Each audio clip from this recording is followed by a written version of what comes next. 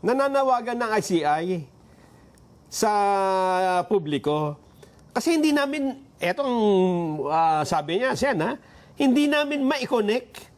Ay wawa yung mga DPWH official na nagkutsabahan para magkaroon ng mga ghost project at irregularidad, anomalya.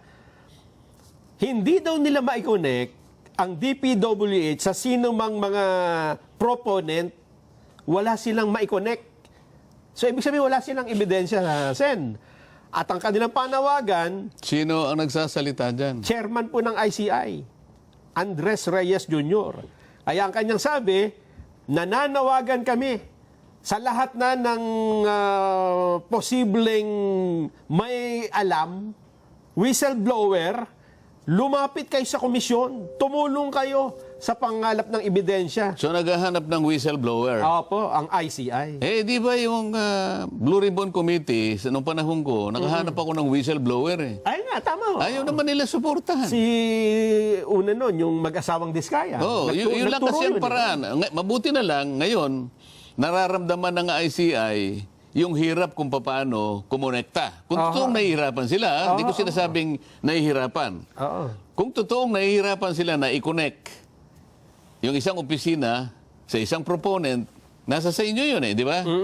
Kaya lang, dito mapapatunayan, sapagkat nananawagan sila sa tulong ng sino mang whistleblower, sapagkat whistleblower lang talaga ang makapagsasabi, makapagtuturo. Dahil yung whistleblower, kasama siya doon sa katiwalian. Nakita niya.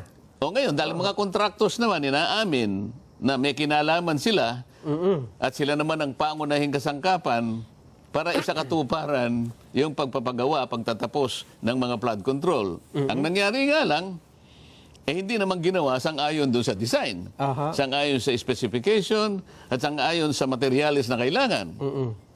Hingi pa nga, multo pa nga, hindi ba?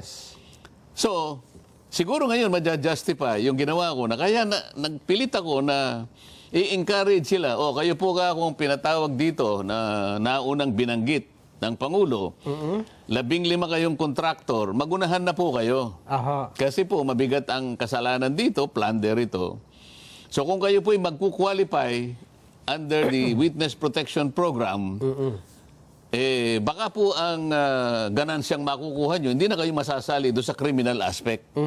Pangkaraniwan ka kung ganyan, ang magiging katungkulan nyo na lang ay yung civil liability. Ibig sabihin, kung napatunayan talagang mali naman ang pagkakagawa nito, kumita ka na limpak-limpak, mali naman yung kwentahin natin, ibalik mo sa gobyerno. Yun ang restitution. Pero hindi sa panahon na siya nag-a-apply pa lang. Ayun, para walang hadlang muna. Wala, kinakailangan ini-encourage mo nga Ang hirap ngang kumuha Pagkatapos papatungan mo kagad ng isang requirement na wala naman doon, talagang ayaw mo makakuha. Yun ang nangyari. Ngayon, dapat maintindihan na ng mga mamay. Ba't ko pinipilit? Kaya lang, yung mga iba namang ibang mag-isip. Si Marcoleta, kinakampihan ko raw. Samantalang ang layunin, napakalinaw. Sabi ko, gusto kong matuko yung mastermind. Hindi naman sa sinasabi kong mastermind lang kako yung aking gustong matukoy. Kahit na yung butete at sapsap, uhulihin ko pa rin yan. Ngunit, ang pinakauna sa aking priority, yung mastermind. Kailangan ko yung whistleblower. Kaya nga gusto ko yung isang tao na magkukusa at dahil nga sa gagawin na yon, medyo mapanganib naman yun sapagkat, siyempre, yung mastermind nakatingin sa kanya. Gagawa't gagawa yun ng ikapipinsala ng maring buhay niya, buhay ng pamilya. Kaya ilalagay mo siya sa Witness Protection Program. Ayun. Marami namang nakialam. Ang dami namang nagpasikat. Ganun ang nangyari. Ito yung isa sa paglilihis. Ngayon, na kinikilala ng ICI, ganun pala, kaimportante na magkaroon ka ng whistleblower. Baka, ito malinaw Sen, siguro, para patibayin natin yan, baka sabihin nila, hindi, gawa-gawa nyo lang yan na nahihirapan ng ICI. Di pakita, meron ba? Meron. Pakinggan ho natin si retired Justice Andres Reyes. Well, the scheme could have come from the USEC or could have come from the proponent who is a congressman or senator. As I said, it is like a negotiable instrument na yung pinapasa yung check, dinidiscount all the way down to the last centavo. So, ikaw yung proponent, you look for your favorable engineer in the DPWH who will allow you to get 25%.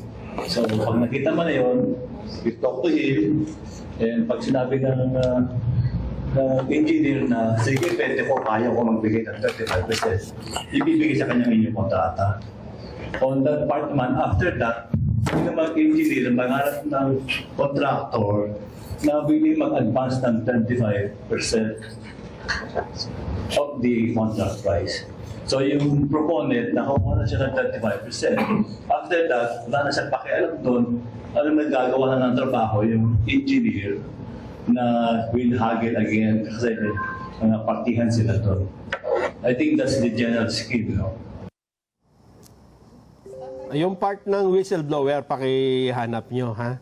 Kasi dito, kinuwento niya kung paano yung scheme, Sen, eh. Pero may part doon na nananawagan siya sa publiko. Yun ang hinahanap natin. Yun yung theory niya, eh. Yun ang Yes. scheme eh. Pero hindi ka pwedeng mag-prosecute based on a scheme. Ayun. Or a theory.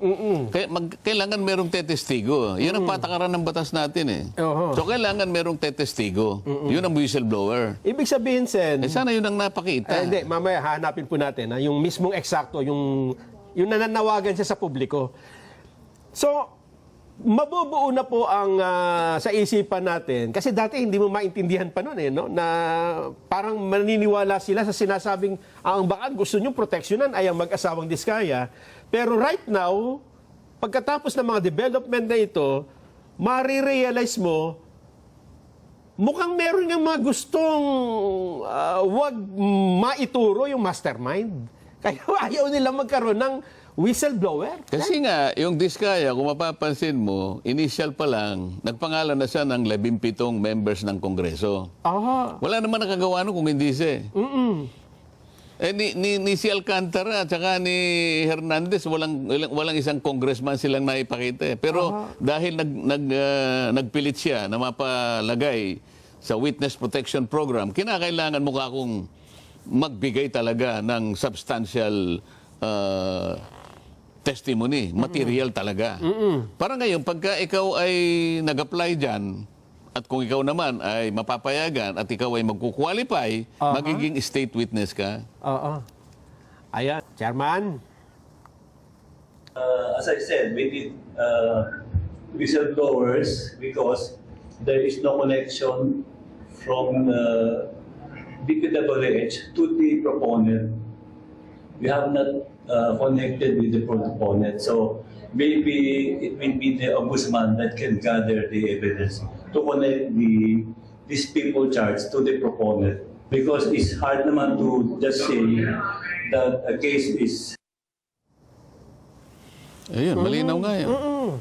Hindi Sabi talaga niya, connect. nahihirapan siyang ikonekta Yes.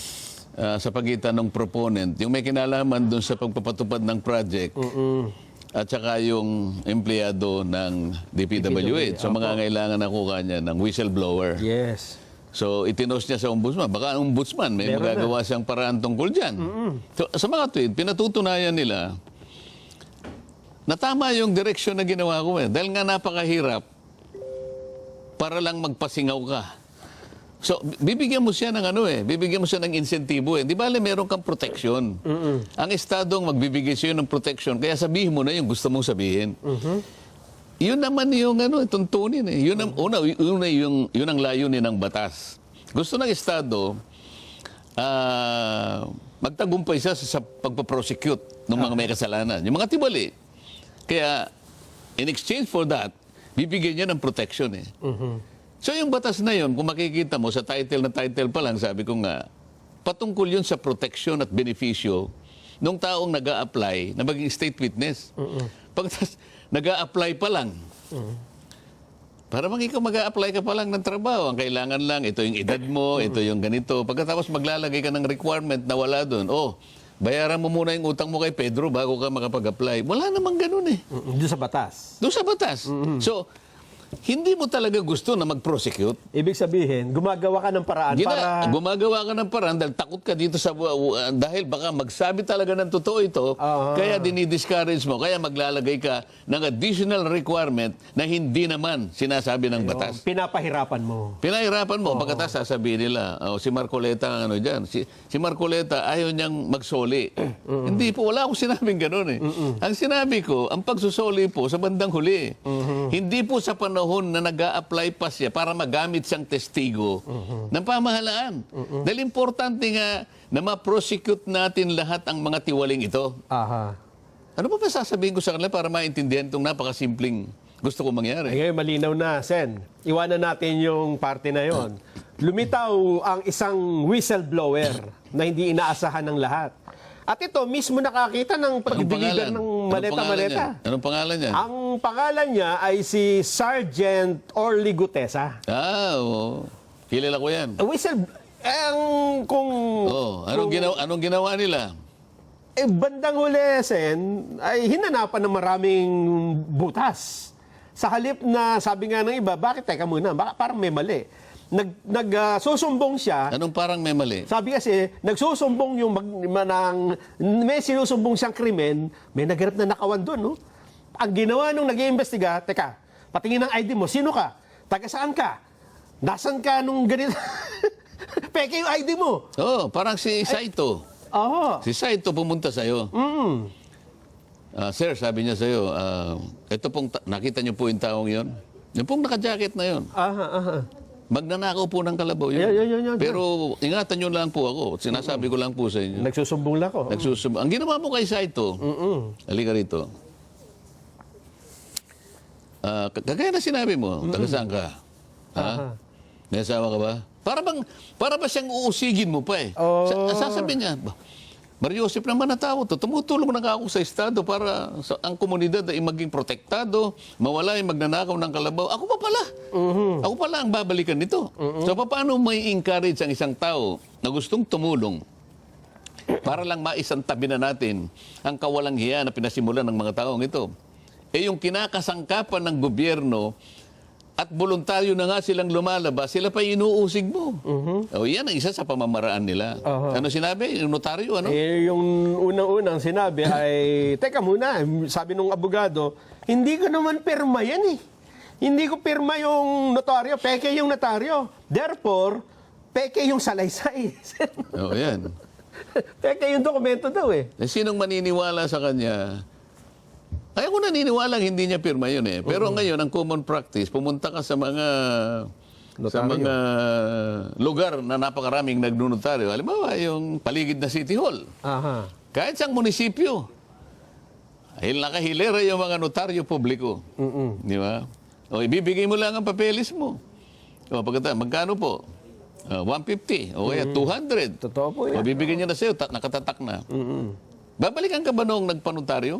Ay, hindi. Sir, bago po ako umalis, pwede bang malaman ko talaga ikaw pumirmari? Kayo po ba itong abogadong ito? Walang ganun sa totoong buhay. Walang At saka, halimbawa, sa kaso ni Gutesa, Aha.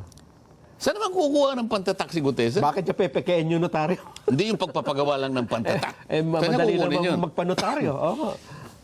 Sa magnanakaw ng dry seal na pinangganyan niya doon sa... Di ba? Eh, yun lamang pangalan nung yung lugar. Meron din yung Manila, halimbawa, kaya Quezon City. Maliit lang yun eh. Gaganunin mo eh. Tapos gaganunin. Saan niya kukunin yun? Di ba? Ano naman ang motibo ni Gutesa na mameki pa ng notaryo? Notaryo nga. Anong kikitain niya ron? Di ba? Pwede namang magpanotaryo talaga. Pero si Gutesa, sinabi ko, he is the most credible witness ever produced by this committee. Sinabi ko sa kanila. Why? Gutesa has everything to lose. He has nothing to gain. Nilagay niya sa panganib ang buhay niya at ang buhay ng pamilya niya. Alang-alang sa pagmamahal niya sa bayan. Pero anong ginagawa sa kanya ngayon? Hinuusig siya. Hinahanap kung nasa, nagtago yung tao, pansamantala yata. Dahil nga, may patong pangayasa sa ulo yun eh. Ito pa. So sino ngayon? Hindi pa ba nahahalata ng taong bayan? Yung talagang gustong magsabi. Kung nasaan yung pinakamalaking isda, yun ang pinagtatakpan. Yun ang inuusig. Yun ang ayaw suportahan. Kulang na lang na ikulong eh. Kulang na lang na, sabi pa nung yung kakilala mo na senador. He might be liable for perjury. Ayun nga. He might be liable for falsification of the notary or blah, blah, blah, and blah, blah, blah. Kinasangkapan pati yung judge ng Maynila. Kakasuhan pa. Mamaya, ipukwento ko kung anong pamamaraan ang ginawa nila. Ayun nga. Saan nagtataka nga ako dahil si Gutesa, hindi ba, tumestigo. So ang unang nakita nila, notaryo. Pero lately, mukhang pati brand yata ng maleta. Kino-question. Kine-question na. Dahil sabi ng isang... So hindi sila interesado talaga Na na sinasabi. mapagsino kung sino talagang mastermind. Lahat ay gagawin para lahat, kahit sino ang gagawa ng paraan, nalilitaw, ganyan ang gagawin namin sa inyo. Sa bagay. So madi-discourage lahat ang mga tao nalilitaw sapagkat ganon ang kanilang gagawin. Lahat ng pwedeng ilabas. So, masasabi ba natin na ang mga taong ito interesado na malaman ang totoo? Ang pinagmulan ng lahat ng ito, sino ang may kasalanan nito, sino ang promotor nito, sino ang author ng lahat ng ito, interesado ba sila? Mukhang ang interest nila, Sen, ay Makaligtas sila. pigilan magsalita. Makaligtas sila. Aha. At ngayon nga ay nililin lang nila yung mamamayan, ibinabaling sa iba't ibang mga pamamaraan, di ba? Dinadaya para lamang mapagtakpan ang kanilang mga gagawan. Marami pa eh. Kaya hindi na rin ho nagtataka ang mga babae natin na Pati nga ako, hindi ba? siyempre kayo mismo, Pati kayo ang ako, nagsusulong ito. akalain mo doon sa resolution ng judge, eh. Pati raw yung nag-present ngayon. Saan ka nakakita, judge, ito ng Maynila? Ay maring Saan ka damay. Pati yung gumamit nung peke na notaryadong dokumento, ay may pananagutan dyan. Isipin mo. Parang akala mo, hiniling nung abogada na gano'n ang gawin ng judge, kinakailangan panghimasukan. Judge, pwede bang advisean mo ako sa magitan ng iyong bihasang pananaw tungkol sa batas? Na pati ba yung gumamit na nga ito, may kinalaman? Akala mo, merong ganong issue. Alam mo, yung paggagawa ng isang order, depende lang kung ano yung hinihingi ng issue. Ang issue lang, yan bang pirma na yan ay totoo, hindi na kanya. Yun lang. So napatunayan na hindi nga. Dahil nga hindi nga siyang pumipirma talaga. Aha. Meron siyang tagapirma. Kagaya ng nangyayarang common practice ngayon. Hindi ang abogadong nandun, maglalagay siya ng sekretarya, isang staff na tagapirma. Sapagkat ito ay naging industry na ito. Eh. Common practice. Common practice. Kumikita sila rito. 150, 200, hanggang 1,000, depende sa nature ng dokumento. So pati ako ngayon titirahin. Aha. Alam mo kung bakit? May kinasangkapan siguro dyan. O di sabi ko, subukan mo. Para magkaalaman tayo. Kasi parang hindi na-touch yung issue. Kasi ang ginawa nila, kinumpare yung pirma ng abogado dun sa nakapirma sa notaryo. So hindi nga magkatugma dahil hindi nga naman siyang pumipirma eh. Ang hindi Kinalimutan niya. Ayan, yan, oo. Kinalimutan niya na pumunta ako sa kanya. Ayan, bakit nga ba? Anong hinihiling niyo ba doon? Ako, ang pagpunta ko rito sa iyo, Judge, ay hindi ako interesado sa pirma. Sapagat alam na alam ko, hindi siya nakapirma dyan, but somebody else signed for her. Yan naman po ang kalakaran. Alam niyo po ninyo yan. Eh.